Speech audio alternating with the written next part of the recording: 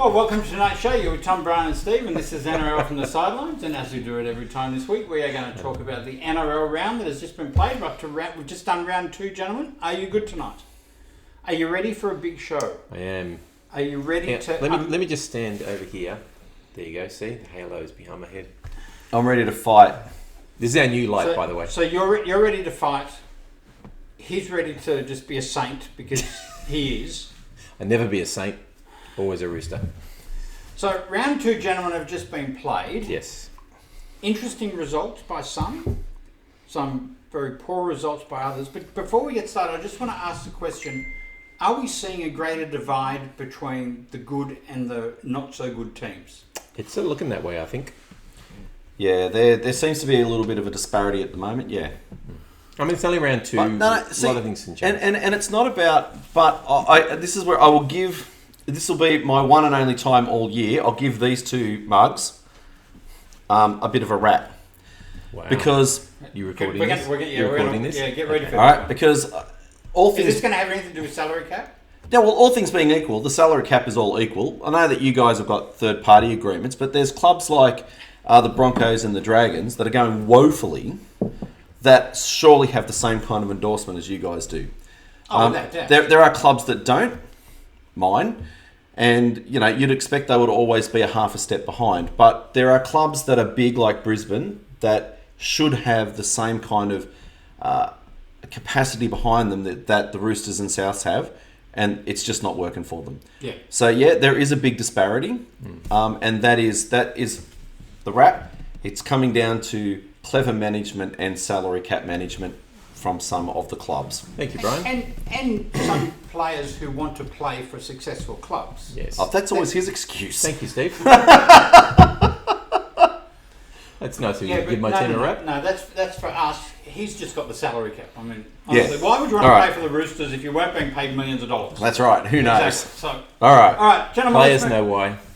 Let's move on to Parramatta Eels and Melbourne Storm. Eels coming up winners 16-12. This was a good game. It was an excellent game. Considering the weather conditions, this was an excellent game. And that highlights what a good game it was because, in Sydney, for those of you not in Sydney, we've had the most awful weather for the last 5 or 6 days. And the Eels and the Storm were right in the midst of some of the worst. And their ball handling, I mean, I don't know what the ball security was like, the completion rates, but I remember on the day thinking it was incredible. 88% and 79%. There seemed to be very few instances of drop ball and I thought it was a great display of wet weather football, really.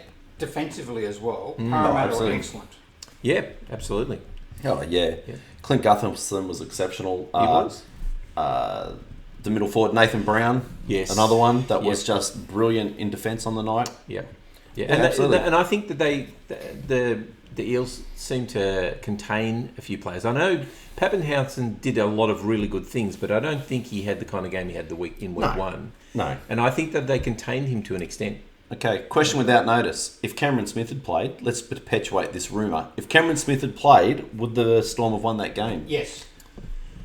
But that's a moot point now. We've got to get over talking about this. Even the coach, I'm just going to keep rubbing it in. Even the coach has been saying this now, and I think he needs to get off it as well. He needs to stop saying, "Well, if Cam was here, we might have won that game." The point is, Cam's no longer there, and they need to get used to it. And I think they're coming back to the back to the pack in some respects. And yeah. It just goes to show what an exceptional player he was. Absolutely. His game management skills. But we don't have to like him to know what an amazing player he was. Now, let me just ask you, gents, because there's a difference of opinion on the panel here. Yes, go on. That's ask nothing the question. new. There was an incident in the game involving Felice Kafusi and Ryan Matheson. Yes, there was. 2 weeks. Felice Kafusi has just had a 2-week ban slapped on him by the NRL for a tackle where his elbow came into contact with Ryan Matheson's head. Yeah, only 6 weeks too short. What do you think, Steve? Well, I actually think it should be longer. I actually think he should have been sent off during the game. Because there are 2 things that happened. The head slam, I think, is what did the damage. But on the way down, the elbow did hit his head. You can't shake your head. Go and have a look at the replay. I think the head and say slam. it. I think the elbow on the face was actually incident. It was No, I'm not saying- not the reason. I think the That's head not- slam, and you could see he wrapped him up, and then as he was coming in, he think made he was an asking extra me to- motion Oh, to put he him on the did head not. on the I ground. thought he was asking me this question. Yeah, but Okay. I was asking Steve Go because ahead. at least he Go has ahead, has Steve. common sense approach most times. He hit him in the head with the elbow. That was the first instance. The knockout came from the head hitting the ground, but he still hit him in the head. I should think the whole motion, there should have been a send-off. I think if you watch it in real time, there was nothing in it, and it was entirely accidental. Some people are saying it should have been off You- for the season. It's not. You slow 4 to 6 you weeks slow it down, and you can make it into anything. But No, you in can't real slow- motion, he's struggling to wrap up the ball. Ryan Matheson gets away 15, 20 offloads a game. It's a crucial point in the You game. don't have to They're have your elbow wrapping him up. like this to He was to hold. grab the He ball. was holding him, and the fact Yeah, that his and his elbow elbow was came up like over the this. top of him was incidental. I think he should have fought it and got nothing because I don't think it was worth anything. All right, continuing on. Why? It's amazing how you can be so wrong so often. That's what I don't understand. You know, I'm agreeing with Steve more and more often. And this is really scary. You're old. Anyway, Well, we know that anyway. You've only got to look at this camera to see that we're old. All right. All Next right. game. Okay, next game. Knights against the Warriors, Knights winning 20-16. Honestly, until the last couple of minutes, I thought the Warriors had this game wrapped up at 16-14. the best player was the best player. That's right. I mean, he won that game for them. Bradman Best. I mean, his two offloads were the difference in that game. Otherwise, it was a pretty close match, I thought. It was.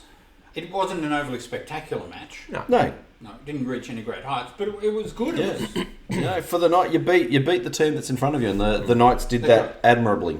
Yeah. Because the Warriors weren't poor, they just couldn't quite put it together. okay, so Knights have now won 2 games in a row. Are we considering them top 8? No, I know it's early in the season. I know it's only just starting, but I said no.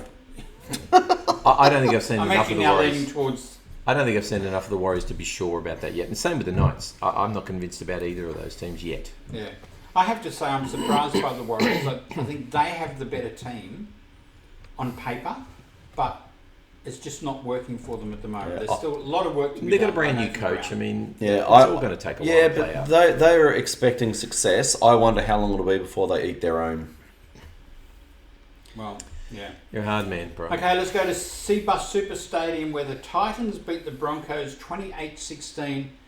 And I tell you what, the poor old Broncos can't take a trick. They are. That was a flattering scoreline for the Broncos, wasn't it? It was. They were in the game for about 5, 6, 7 minutes, I think. Yeah. Come on, they were in it for the first 20. Give them that. They played 20 minutes of football. Yeah. I don't know. Yeah, Look, I didn't think the Titans were that impressive. The Broncos just didn't offer anything. And again, turning point was David Fafita's first try. I think that really broke a deadlock of not scoring in a way, and I think they rode off the back of that. So where do the Broncos go from here? Because, I mean, they have struggled to beat the Titans. Well, they haven't beaten the Titans. Nope. They played last week, and although they had a good first half, they did get Fell convincingly apart. beaten by Yep. Parramatta in the second half. Where do they go? They now have a few injuries. They've got, 8 players who've played less than 20 games or something in the NRL? Yeah. Do we just write them off for the year and say, no, let's never expect them to win a game? See, this is. Well, they will win next week. The They're problem. playing Manly. The problem is, again, it's just their lack of development. And now, and the news during the week now is that, Kevin Walters has come to the conclusion that they do need a new half. And now they're after Adam Reynolds. No. There's a reporter who came out and said the Titans and the Broncos should go after Adam Reynolds. They haven't made an approach. They're not talking about it. I don't know. The reporter said. It could be. Can I just Because say? you know what? The same reporter now came out and said, the Tigers should go after Adam Reynolds. Look, Everyone's gonna I'll go. be honest with you. I think the Broncos need a new spine. Oh, without doubt. And if Adam Reynolds is available, I think he would be the perfect fit for their club. But that being said, I don't know. What do you do? Well, because the one thing is, I don't think the Broncos have a lot of reserve support either. Their depth is not there. So you take out Milford, And you take out.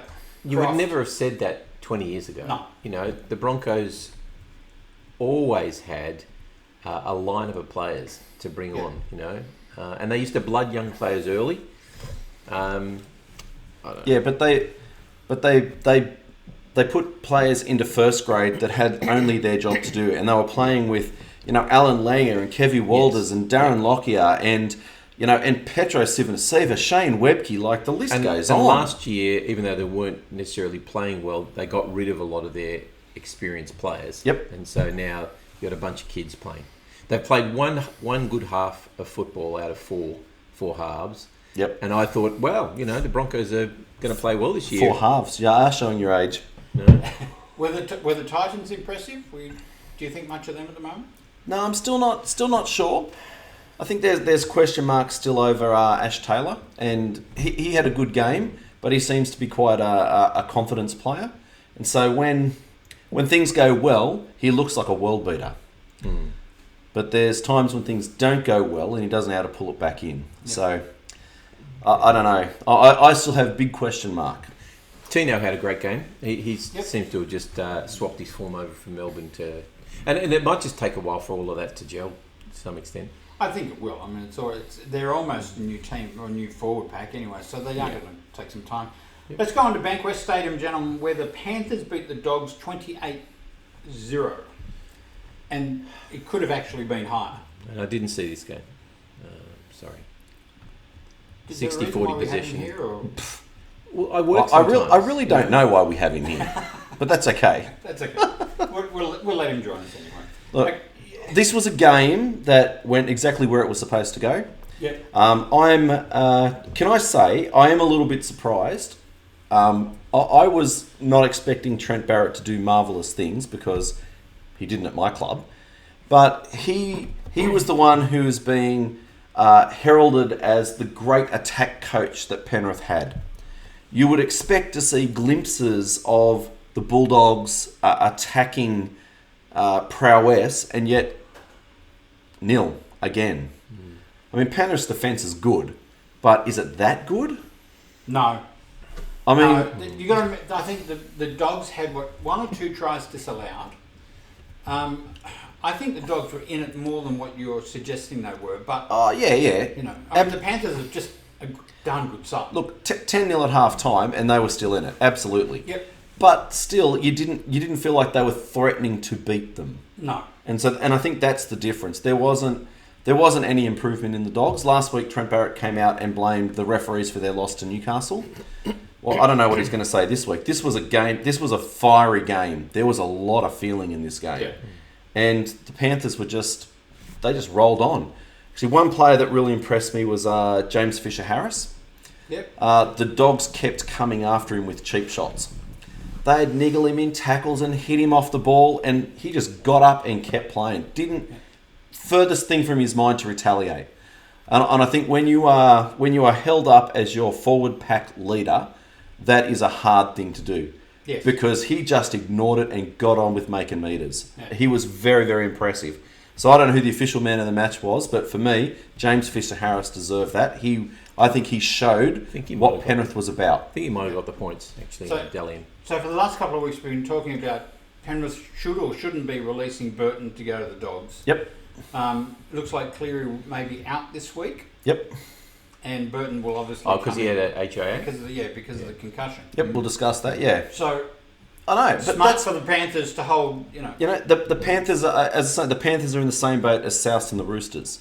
They've got players sitting in reserve grade or sitting back behind the established first graders. Yep. And you want if something happens to your number one, for someone to come in and be able to fill that gap. I mean, they played that game without Api Coruscant. Yeah. And Kenny didn't have a great game, but he filled in admirably. You know, have a look at Manly's situation. We lost our hooker. Yeah. We got nothing. We're putting 5/8 and halfbacks in there trying. Yeah. That's right. And Adam Reynolds goes out and you bring on Benji Marshall. Exactly. Yes. You know, that's what you need in this competition. Yeah. Depth. You're right. All right. Let's go on to obviously the match of the round at Lotto Land, a very, very wet Lotto Land, where the South Sydney Rabbitohs beat Manly 26-12, and Manly started a fight with 5 seconds to go. they finally decided to put a bit of fight into the game and started a fight. Will bode well for next week. Oh, I can't wait to get to next week. Let's All right. Yeah. No, I mean, again. Oh, okay, for them. Look, what do you say? Andrew Davey, you've got to feel a bit sorry for him.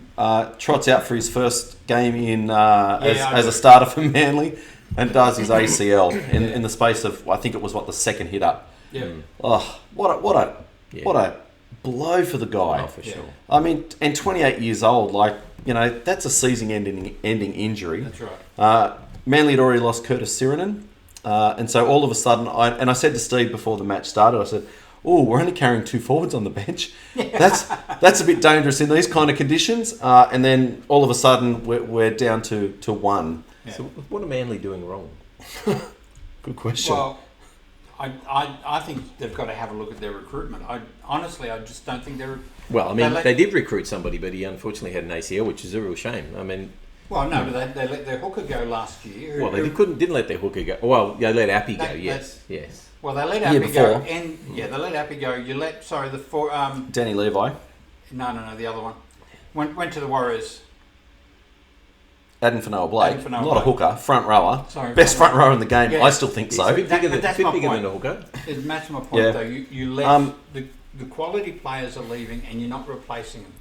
Yeah, look, as I said, Manly are one of those clubs where I think we've got a good bunch of young kids coming up. I mean, highlight for me personally in that game was that we actually had Souths at one point, and we looked like we were going to come home strong. And the experience of the Souths team, so that was at 14-12. 14-12, yeah. And I thought, we've got them. We're running to the points end. This is going to happen for us. Yeah. And just the experience of the Souths team. Cody Walker and Alex Johnson, not Alex Johnson, what's his name? Adam Reynolds took over with the kicking game. Then Benji came in and took over.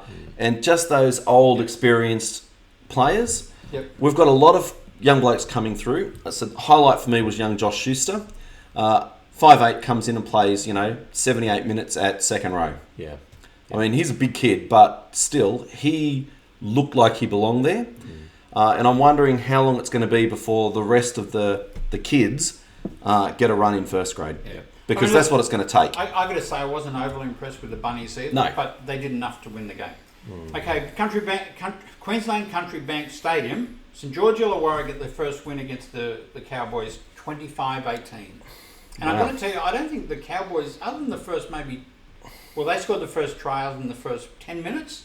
Yeah. St George had it all over. Yeah, but St George gave them enough opportunity to win 37 games. I know. St George weren't good. At least I saw glimpses of my team being good against Souths. I watched this game and I went, how did the Dragons win? Yeah. And it looks like they won well. Yeah. But really, the Cowboys are really bad. Yeah, Really bad. They were having a shocker. They were. Well, you saw Todd Payton sitting in the dressing room after the game, I and they all did. had their head out. They looked like they were praying, honestly. Yeah. Looking for divine intervention. Maybe they need to. Yeah. Okay, Campbelltown Sports Stadium, where the Roosters beat the Tigers 40-6. This will be one game that Tom did watch. I definitely did. Yeah, I watched it with Steve here. Yes, yeah, we did watch it together. Oh, so all your opinions are biased by Tom. I don't need to say anything if you like. No, you please take the microphone. You've got about a minute. We'll give you a minute, 1 minute, counting down. Brett Morris scores two hat tricks in history, first 2 games, which is great. Tedesco had another blinder. I think the most glaring thing is I think Keary had a wonderful game and could not get a Dally M vote. I think that is I just agree, but a I think joke. that's a silly argument because Tedesco and the other guys who did get the played just as well. Well, So to me, Keary should have got the 3, and then Morris probably and Tedesco 2 or 1. So then we would have had the same argument as we had last week, where Tedesco didn't get 1 and someone else got 1. I just think there were so many good players in that team. It's a silly voting system. Yeah. But the fact that Keary wasn't even considered, I think, is Well, you don't know he bring up wasn't some considered. questions. Well, Yeah. He could have got half a point. Appearance. Anyway, he had a great game, and he's just starting to find his way. He used to play 7 apparently in the juniors, so it's not foreign to him. I think it's really for the rest of the team to start to understand where he fits in. But look, Tedesco. The thing about Tedesco is he's playing. Yeah, we're well over the. He's playing fullback. He's playing middle forward. He's playing around the ruck. He's just building his game. Incredible. No. Wonderful. Okay, next straight at Jubilee Stadium, where the Raiders beat the Sharks 12-10, and if the Sharks could have kicked any one of those conversions, almost in front, by the way. He missed 3 out of 4. And one of them was almost in front. Yeah. The other 2. Yeah, I felt sorry for it because I thought really the Sharks probably just about deserved to win that game. I think. Yeah, I think so too. Just from heart, in a sense, I think they deserve to win that game. Yeah. Raiders got out of jail. Teams that win usually deserve to win, but I'll give you that one. Not always. You're such a philosophical sort of guy. Yeah, well, you are, yeah. Well, I mean, look, I didn't think this was it wasn't a great heights game again. No. But the Raiders played the way that they played. They just did what they always do, and I thought the Sharks were gritty to hang in there. But I kind of, I don't know, I kind of got the feeling that the Raiders had more in them. Like, I wouldn't have been surprised if we'd been going down to that last try in the 72nd minute. I wouldn't have been surprised if the Raiders had scored again. It just wouldn't have surprised me. It was just one of those games. Well, to me, it was a game for the Raiders to lose, and because I thought they were easily going to be the winners of this game, and for the Sharks to nearly win it and just be pipped at the post, I think says a lot about the grit of the Sharks, but also where are the Raiders really at? Did they just come expecting to win this game? And if they keep doing that, then they'll be in trouble. Yeah, they weren't. Yeah, they're not. Because they played below their ability. Well below, yeah. Yeah. All right, so gentlemen, that brings us to a close on round 2. Okay. Thank you for watching. This is NRL from the Sidelines. Keep an eye out for our next show, which will be previewing round 3. Thanks for watching. Bye bye. See ya. See ya.